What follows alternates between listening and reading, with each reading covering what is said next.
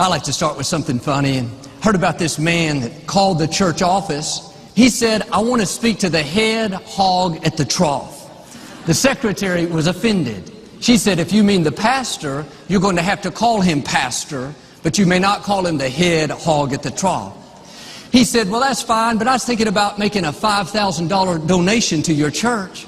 She said, "Hang on, Porky just walked in." I want to talk to you today about unconditional trust. It's easy to trust God when things are going our way. We're getting good breaks. Our business is blessed. Our children are healthy. That doesn't take much faith. Life is good. But what about when things aren't going our way? Our prayers aren't being answered. The problem isn't turning around. We're not seeing favor. Too often we get discouraged. Think, "God, why aren't you doing something?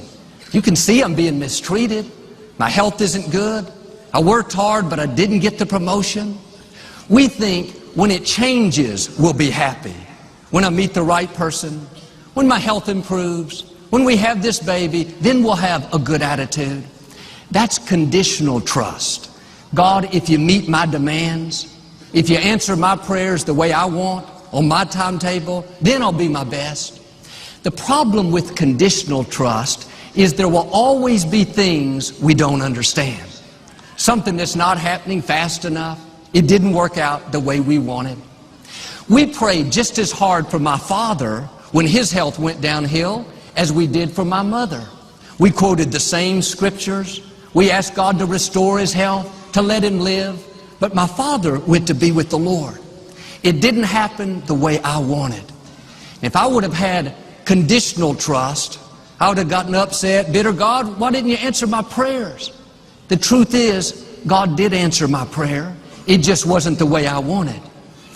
Are you mature enough to accept God's answers even though they're not what you were hoping for? God is a sovereign God. We're not going to understand everything that happens. Faith is trusting God when life doesn't make sense. There will always be unanswered questions. Why didn't my loved one make it? Why am I not getting better? Why did this person leave? Some things are not going to make sense, but God wouldn't have allowed it if He wasn't going to bring good out of it. You may not see it at the time, but God knows what He's doing. He has your best interest at heart. It's not random. It's a part of His plan. Dare to trust Him. I didn't want to lose my father, of course. He was one of my best friends. I'd worked with him here at Lakewood for 17 years. We had traveled the world together. I didn't know what I would do when my dad was gone, but I found God had another plan. He had something else for me to do. I couldn't see it at the time. I wanted God to do it my way, but God had a better way. I thought I would spend my life behind the scenes, doing production, running the cameras. I didn't think I could get up here in front of people. I didn't know this ability was in me. But God can see things in you that you can't see in yourself. His plan for your life is bigger than your plan, but it may not happen the way you thought. God doesn't take us in a straight line. There'll be twists, turns, the disappointments, the loss, the bad breaks. They're all a part of His plan. But if you have conditional trust, you'll get discouraged and think, "Why is this happening? I'm going the wrong way." But God is still directing your steps. Trust Him when you don't understand.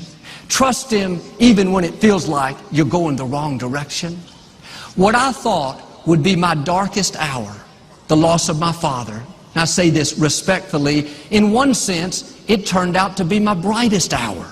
It launched me into what I'm doing today, into a new level of my destiny. But sometimes we want things so bad, we're not